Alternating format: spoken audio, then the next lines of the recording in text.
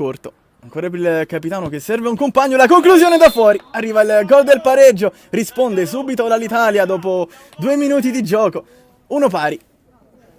Il pallone, i giocatori dell'Italia Calcio, il doppio tocco, ancora De Michele, il tocco per Severini, la conclusione, la traversa, piena. Severini non va neanche a pressare, proprio Severini recupera il pallone, il tocco per un compagno, fronte sinistro d'attacco, c'è spazio, ancora Severini, la finta con il mancino, poi mette a segno il 3-1 quando siamo al 21esimo minuto di gioco. 20esimo gol stagionale per il capitano dell'Italia.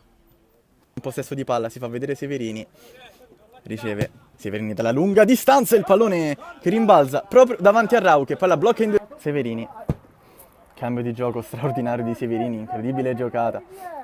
C'è Rossi, il tocco di prima per un compagno, la conclusione e il gol del 4-1 quando siamo al 33esimo minuto di gioco. Che viene girato sulla destra, con il servizio per Severini che con il destro prova a battere Rauch, che è bravo a uscire con i piedi. Ancora Severini la mette al centro di prima,